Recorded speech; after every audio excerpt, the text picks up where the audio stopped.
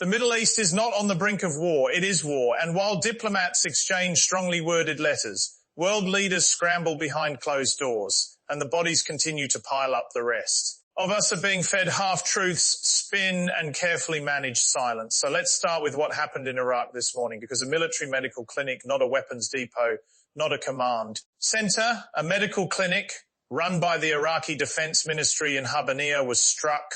Soldiers were killed, others were wounded, and Baghdad's response was immediate and furious, summoning the US. Chargé d'affaires and handing over a formal protest note condemning what they called a flagrant violation of international law and an affront to the entire Iraqi-American relationship. And let me be absolutely clear about what that means. An American allied government, one that hosts US forces on its own soil, is now filing a documented complaint with the United Nations Security Council against America, and they have explicitly stated they reserve the right to respond by all available means under the UN Charter, which is not diplomatic language. That is a sovereign nation telling the world. It is running out of patience, and if you don't find that alarming, you haven't been paying close enough attention, because this is the same Iraq that American soldiers bled for, the same Iraq that Washington spent 2 decades and trillions of dollars trying to stabilize. And it is now standing at the UN podium pointing its finger directly at the United States.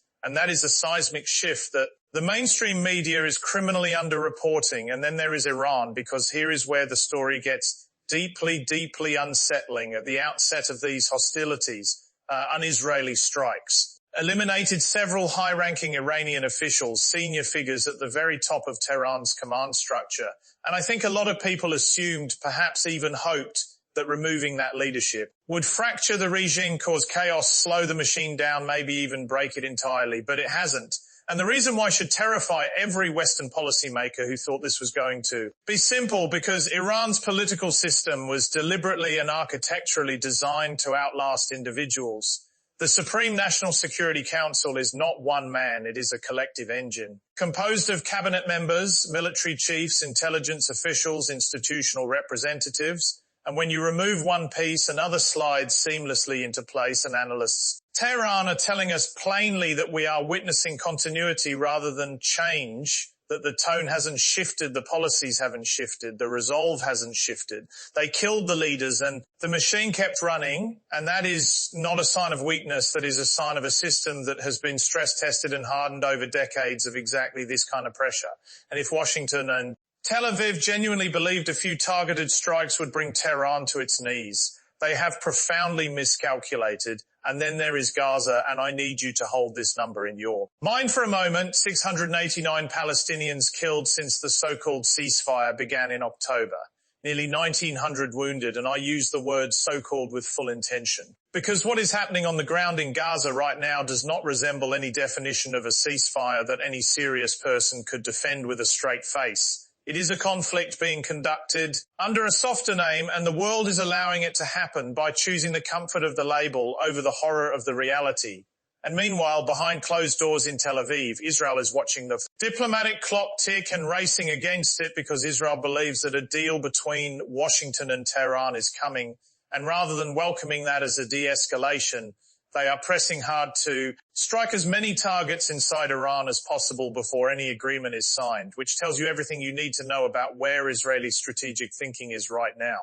And what is actually being negotiated in these back-channel talks is staggering in its stakes. Nearly half a ton of 60% enriched uranium, Iran's ballistic missile program, whether Tehran will ever be permitted to restart enrichment. Questions so enormous and so consequential that getting the answers wrong doesn't just destabilize a region, it reshapes the entire global security order. And threading through all of this quietly, carefully, is Pakistan acting as an informal messenger, carrying American demands directly to Tehran, a back channel in a crisis that has too many fronts and too few off-ramps. And so here is the brutal, uncomfortable, unvarnished truth. Multiple nations are now locked in direct or indirect conflict. A ceasefire that isn't a ceasefire is killing hundreds. A nuclear standoff is being negotiated in the shadows away from public scrutiny. Iraq is taking America to the United Nations, and the entire architecture of Middle Eastern stability is segregating.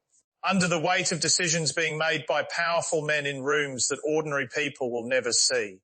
And the question you have to ask yourself tonight is not whether you are paying attention. The question is whether the people with their fingers on the triggers are, and based on everything we are seeing, I am not convinced they are, and that should keep every single one of us up at night. This has been the royal truth. Share it because the truth doesn't spread. It's sad to say